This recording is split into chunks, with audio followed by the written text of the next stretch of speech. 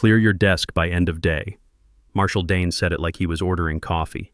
Flat, final, no emotion. I just told him his son wasn't qualified for a VP role. That was it. One sentence. 24 years with the company, gone. This was Thursday, 4:30 p.m., late April. By 6 p.m., my badge wouldn't swipe. By Friday morning, my name was erased from the company directory, like I'd never existed. I'm Howard Brenner, I'm 52.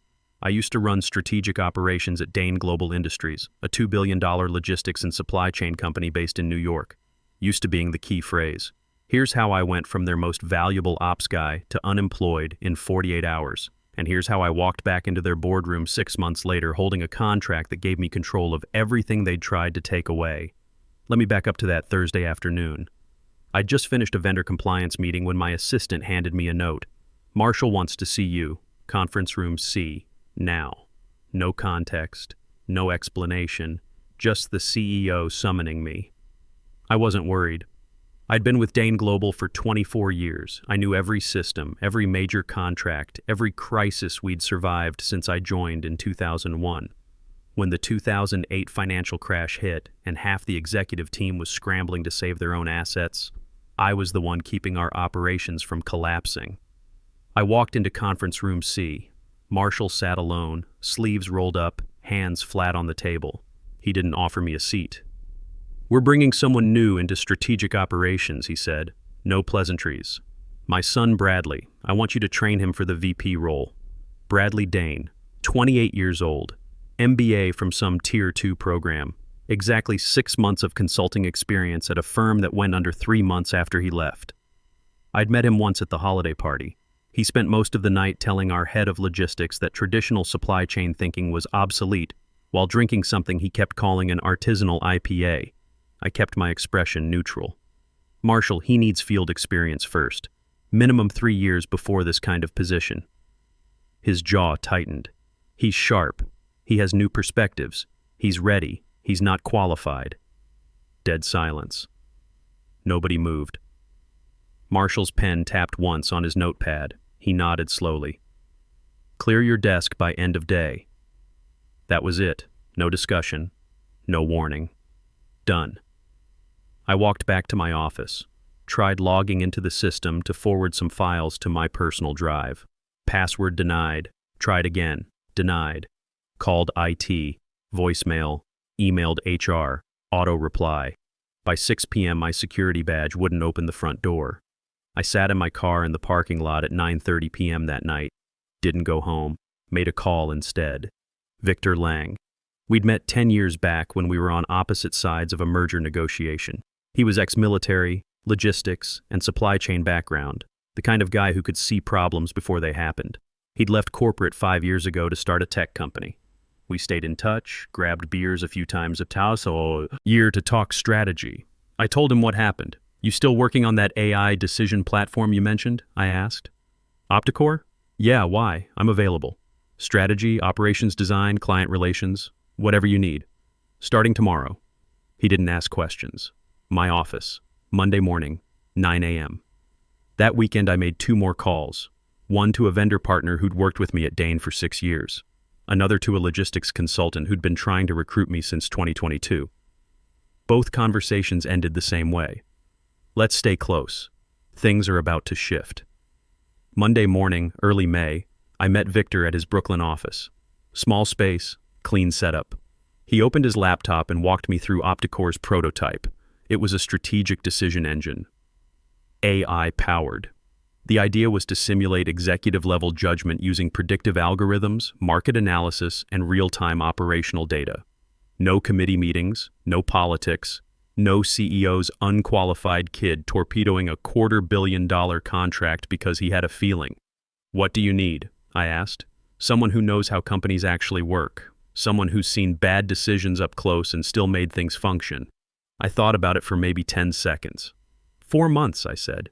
Give me 4 months. We'll have 3 pilot clients and enough performance data to pitch the firms that matter. He smiled. You always this confident right after getting fired? I didn't get fired for being wrong. I got fired for being right. Different situation. We shook hands. By late May, we had our first pilot client, a mid-sized logistics consultancy that had been losing money for 2 straight quarters. Revenues around $40 million annually, but margins were collapsing. They'd been a Dane Global partner 4 years earlier. I'd worked with them directly on a major restructuring. They remembered. We implemented Opticore's system. Within 3 weeks, the platform identified vendor contract inefficiencies they'd completely missed. Saved them $140,000 in the first month. Annualized, that was close to $1.7 million. They were sold. We had validation. Word started spreading. By June, 2 more clients signed on, both small to mid-tier operations companies. Both wanted results without executive bloat. That's when I started hearing things about Dane Global. I wasn't stalking Dane Global, but I had people on the inside who still talked to me. Javier Ortiz was one of them. Veteran in vendor relations, someone I'd mentored for 8 years. He sent me a text around 11 p.m. on a Tuesday in late June. Bradley's drowning. 3 client escalations this week. He told the Hendricks account they were thinking too small. They walked. I didn't reply, just noted it. The Hendricks account was worth $12 million annually. Automotive parts distribution. They'd been with Dane Global for 9 years. Solid relationship, steady revenue. Bradley had been in the VP role for maybe 3 weeks. A week later, another message from Javier. We lost the pharmaceutical logistics contract. Bradley missed 2 client calls. Said he was strategizing. I could picture it. Bradley in his office with a whiteboard covered in buzzwords, thinking he was innovating while actual revenue walked out the door. By July, Opticore had 5 clients. All of them came through referrals. We weren't advertising. We were just delivering results, and people noticed. That's when Rachel Torres reached out via LinkedIn. She'd been a mid-level strategist at Dane Global, sharp analytical mind, completely underutilized. 2 years ago, they'd transferred her to some non-core project to make room for someone's nephew. "Heard you're doing something new," she wrote. "Any chance you're hiring?" We brought her on within a week. She understood operations the way good people do, not from textbooks, but from actually fixing problems. She fit into Opticore like she'd been there from the start. Turned out half the people I'd trained at Dane were quietly looking for exits. Bradley had made it clear he thought anyone over 40 was old school and resistant to disruption. He used that word a lot. Disruption. Meanwhile, Marshall kept promoting him. By early August, Bradley was Executive VP of Strategy.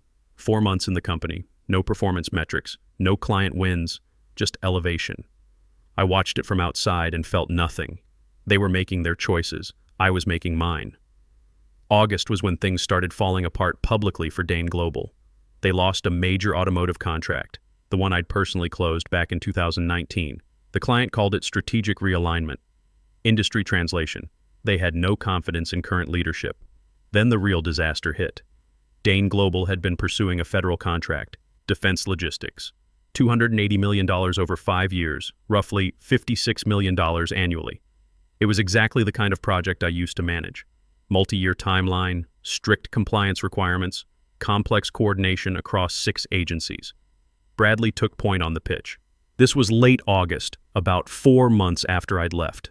According to Javier, who heard it from someone in the room, Bradley showed up to the final presentation with a slide deck about next-generation supply chain thinking and disrupting traditional models. The agency reps asked basic questions: compliance protocols, risk mitigation frameworks, contingency planning for supply interruptions. Bradley couldn't answer. He delegated those sections to a junior analyst who wasn't even present. He actually said, "We're focusing on innovation, not legacy processes." They lost the contract. $280 million, gone. The agency went with a competitor who understood that federal work requires precision, not buzzwords. 2 weeks later, a trade journal ran a story. Dane Global faces leadership challenges amid strategic transition. Corporate speak for everything's on fire. The article mentioned talent exodus, missed contracts, declining client confidence. It quoted an anonymous industry source saying the company seems to have lost its operational foundation. That source wasn't me. Didn't need to be. The numbers spoke for themselves. Dane's stock started dropping, not catastrophically, but steady, down 8% in 3 weeks. Shareholders started asking questions at board meetings. By September, Opticore had 7 clients, mid-sized firms, mostly logistics and supply chain operations. We weren't chasing Fortune 500 companies. We were building a reputation with companies that needed real solutions. One of those clients was Northridge Logistics. I'd worked with them 6 years earlier during my Dane days, helped them restructure their way out of near bankruptcy. Their regional partner called me directly. "We're evaluating some contract restructuring options. You still consulting?" "I'm with Opticore now," I said. "Send me the details." They signed within a week. 3 months later, they'd cut operational costs by 18% and expanded into 2 new regions. They started recommending us to other firms. That's how you build momentum. One result at a time. No press releases, just performance. By late September, Dane Global's problems weren't inside information anymore. They were public record. Stock down 14% from its April peak. Senior talent leaving in clusters. Operational costs up 19% while revenue was flat. Client satisfaction surveys showing steep drops. Marshall called an emergency board meeting. I heard about it through industry channels. The company was bleeding. Not dying yet, but hemorrhaging. That's when the call came. Early October, it came through Opticore's business inquiry form, a formal request from Dane Global's board liaison. They wanted to discuss strategic operational consulting and performance optimization solutions. Victor forwarded me the email. Subject line, "Interesting development." I read it twice. Professional language, polite urgency, no names mentioned except the board liaisons. "They don't know I'm involved?" I asked Victor. "Your name's nowhere on our public materials. I'm listed as founder and CEO. You're internal. Far as they know, you vanished." I sat back. This was it. The moment I'd built toward without forcing. They were reaching out because the numbers gave them no choice. "Set the meeting," I said. "In person. Their office. I'll attend as strategic advisor." "You sure about walking back in there?" "I'm not walking back," I said. "I'm walking in as someone they need." The meeting was set for 2 p.m. on a Thursday in mid-October, 6 months after they'd fired me. I arrived at 2:07 p.m. Late, on purpose. Let them get settled. Let them think they were in control. The Dane Global building looked exactly the same. Same lobby, same security desk, same elevators. The guard didn't recognize me. Why would he? I'd been erased. Conference room C, the same room where Marshall had fired me. Long glass table, high ceilings, bottles of water with the Dane Global logo, some kind of poetic symmetry there. Marshall sat at the far end, Bradley on his right, their CFO, a guy named Richard Moss, on the left. 2 board members I recognized sat across from them. One was an older man in a navy blazer, Gerald Pitts, who'd been on the board since 2015. The other was a woman in her 50s, Andrea Coleman, brought on last year for her finance background. Victor and our legal counsel were already seated. They looked up when I entered but didn't react. I walked to the empty chair beside Victor, set down my folder, and sat. Bradley glanced over. His eyes passed over me, then snapped back. He froze. His face went pale, but he didn't say anything. Marshall was mid-sentence, something about exciting opportunities for operational partnership. Corporate autopilot. His voice was steady, but his hands were gripping the table edge. Victor started the presentation. Clean, professional. He walked through Opticore's platform capabilities, our client track record, the performance metrics from our 7 current engagements. Bradley kept stealing glances at me. I stayed still. No expression, just presence. Then Marshall turned his head. Saw me, really saw me. The change happened slow. Confusion first, then recognition, then something that looked like his brain short-circuiting. "Howard." He said it quietly, almost like he wasn't sure I was real. I didn't answer immediately. Let the silence sit there. Bradley's hands were gripping his notepad now. The confident posture he'd walked in with was completely gone. Victor kept presenting, unfazed. "We're prepared to finalize pilot terms today if all parties are aligned." Marshall cleared his throat twice. "Howard, you're with Opticore?" "Strategic advisor," I said. Calm, direct. "I joined in May. You could see him processing it. The math, the timeline, the implications." Gerald Pitts, the board member in the navy blazer, leaned forward. He'd been quiet the whole meeting. "Forgive me," he said, "but I'm unclear on something. Mr. Brenner, why are you no longer with Dane Global?" Marshall didn't answer. Neither did Bradley. The silence stretched out. I looked at Pitts, met his eyes. I was terminated in April after declining to train someone for a senior role they weren't qualified for. Pitts nodded once, slow. He didn't ask for elaboration. Didn't need to. Andrea Coleman, the other board member, was watching Marshall now. Her expression hadn't changed, but something had shifted. Victor slid the contract folder across the table. The pilot program is structured as a 4-month engagement. Performance benchmarks are outlined in Section 8. We're ready to proceed. Marshall's hands were still on the table, fingers laced tight. Bradley was staring at his notepad like answers might materialize there. Richard Moss, the CFO, spoke up. The terms in Section 12, the data access provisions. Can you clarify the scope? Performance optimization requires access to operational metrics, Victor said.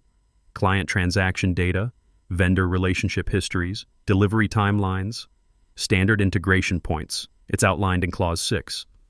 What he didn't say, what didn't need to be said, was that once they signed, we'd have visibility into everything. Every decision, every contract, every failure. Not just access, oversight. Their legal team had reviewed it, signed off, too eager to fix the bleeding to read carefully. Andrea Coleman looked at Marshall. Do we have concerns about the data provisions? Marshall shook his head. No. We're aligned. His voice was flat, defeated. Victor pushed the signature page forward. I reached for my pen. Simple silver one, same kind they used to use in quarterly reviews. I signed first. Howard Brenner, Strategic Advisor, Opticore Solutions. My name in one smooth line. Marshall signed next. His hand hesitated for half a second before touching paper, but he signed. Bradley didn't sign anything. He wasn't authorized. Just sat there watching his father hand operational control to the man he'd replaced me with his unqualified son for. Victor gathered the documents. We'll send the implementation timeline by end of week. Our team will coordinate with yours on the integration schedule. I stood. No handshake offered. I picked up my folder and looked around the table one last time. Same room, different equation. As I turned toward the door, Marshall's voice came from behind me. Quiet. Why didn't you tell us it was you? I stopped, turned halfway back. You didn't ask, I said. You made a decision. I made mine. Then I walked out. The hallway was quieter than I remembered. My footsteps on the polished floor, past the security desk, past the elevators, out the front entrance. Outside, the October air was cool, almost 5 p.m., still bright out, that late afternoon light that makes everything look sharp. I walked 2 blocks before I stopped, found a bench near a small plaza and sat down. My phone buzzed. Unknown number. This is Alan Grayson. We met at the Canwell Advisory event last year. I've been tracking Opticore's growth. If you're ever interested in a formal CEO position, I have a board ready to back you. I read it twice. Didn't respond. Maybe later. Maybe not. Because right now, I didn't need a title. I had something better. I had built something they couldn't take away. The implementation started the following Monday. Victor sent over our integration team. 3 analysts, all people who knew how to read operational data without needing their hands held. They set up in a conference room at Dane Global and started pulling reports. Within 48 hours, they'd identified problems I already knew existed but now had documentation for. Vendor contracts that hadn't been reviewed in 3 years. Delivery routes that added 18% to transportation costs for no reason. A warehouse management system that was generating error reports nobody was reading. Basic operational hygiene. The kind of thing that falls apart when you put someone in charge who thinks strategy means ignoring the fundamentals.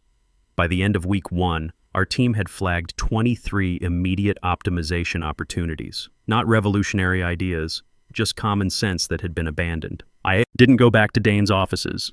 Didn't need to. The data came to me. Victor and I reviewed it over coffee one morning in early November. He scrolled through the report on his laptop and shook his head. How did they let it get this bad? They promoted someone who thought experience was a liability, I said. And then they defended that decision instead of fixing it. Bradley's still in his role? For now. That changed 3 weeks later. Mid-November, I got a text from Javier. Emergency board meeting today. Bradley's out. Effective immediately. No details. Didn't need them.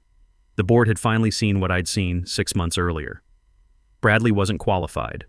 The difference was it had cost them $280 million, 4 major clients, and a 14% stock drop to figure it out. Marshall reassigned him to some advisory role. No direct reports, no decision authority, corporate purgatory. The board brought in an interim COO, woman named Patricia Vance, 20 years at a competitor, actual operational experience. She was the one who'd be working with our Opticore team.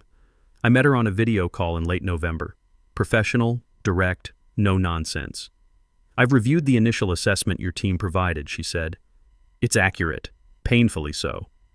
"You inherit a mess?" "I inherited a functional company that someone tried to turn into a startup without understanding what either of those things means." I liked her immediately. "Opticore's system is showing us decision patterns we should have caught months ago," she continued. "The question is whether Marshall and the board are willing to make the changes the data's recommending." "Are they?" She paused. "Marshall's struggling. He's realizing he chose wrong, but admitting that means admitting he damaged his own company for his son. That's not my problem to solve," I said. "No," she agreed. "It's not." By December, 3 months after the contract signing, the changes were visible. Dane Global had cut 11% from operational costs by following Opticore's vendor optimization recommendations. On-time delivery rates improved from 78% back up to 89%. Customer satisfaction scores were climbing. The stock stabilized. Still down from April, but no longer falling. Patricia was making decisions. Marshall was still CEO, but the board had clearly shifted authority. He was becoming a figurehead. I heard through Javier that Bradley had quietly left the company entirely in early January, some face-saving story about pursuing entrepreneurial opportunities. Translation: his father couldn't protect him anymore. Meanwhile, Opticore was growing. By January, 6 months after I'd been fired, we had 14 clients. Small and mid-sized operations companies, logistics firms, a few manufacturing operations. We weren't chasing headlines. We were building something sustainable. Rachel had brought in 2 of her former colleagues from other companies, both senior operations people who were tired of working for executives who didn't understand what they did. Victor and I sat down in mid-January to review our position. "We're profitable," he said. "Actually profitable, not startup profitable. Real revenue, real margins. Client retention, 100%. Everyone who's finished a pilot is signed for ongoing engagement." I nodded. It made sense. We were solving real problems, not selling vaporware. "Alan Grayson reached out again," Victor said. "He's serious about backing you for a CEO role, potentially raising a Series A round if you want to scale faster. I'd been thinking about that offer for months." "What do you think?" I asked. Victor leaned back. "I think you could build something big. Bigger than this. You've got the reputation now. People know the Dane Global story, even if they don't know all the details, but you don't need to. We're growing at a sustainable pace. No investors to answer to, no board pressure. We make decisions based on what's right, not what looks good in a pitch deck." He was right. "I'm not interested in empire building," I said. "I'm interested in doing work that matters with people who know what they're doing. Then we keep going as we are." That was the decision. No Series A, no scaling pressure, just steady growth with clients who valued competence. In February, 7 months after being fired, I got an email from Andrea Coleman, the Dane Global board member who'd been in that October meeting. Subject line, confidential inquiry. She wanted to know if I'd consider returning to Dane Global. Not as an employee, as a board advisor. The board wanted operational oversight from someone who actually understood the business. I read the email twice. Then I wrote back, "Thank you for thinking of me. I'm not interested in returning in any capacity. I'd recommend you continue working with Patricia Vance. She's competent. Respectfully, Howard Brenner. Short, professional, final." I wasn't angry, wasn't bitter, just done. They'd made their choice when they valued loyalty over merit. I'd made mine when I built something new instead of trying to fix something broken. By March, Opticore had 18 clients and a waiting list. Victor hired 2 more analysts. We moved to a bigger office in Brooklyn, actual conference rooms instead of the small space we'd started in. I kept my title as strategic advisor. Didn't need to be CEO, didn't need my name on the website. The work spoke for itself. One afternoon in late March, almost a full year after being fired, I was reviewing a client proposal when my phone rang. Unknown number. I almost didn't answer, but something made me pick up. "Howard Brenner?" "Speaking. This is Gerald Pitts. We met last October. I'm on the Dane Global board." I remembered. Navy blazer, the one who'd asked why I was no longer with the company. "What can I do for you, Mr. Pitts?" I wanted to call personally. "Marshall Dane is stepping down as CEO. The board asked for his resignation last week. It's not public yet, but it will be within a month." I didn't say anything, just listened. Patricia Vance is taking over as CEO. The board has full confidence in her. "She's a good choice," I said. "I wanted you to know," Pitts continued, "that your work with Opticore these past months, the data and recommendations your team provided, that was a significant factor in our decision. We saw what the company looked like under competent operational oversight. We realized what we'd lost. I appreciate you telling me.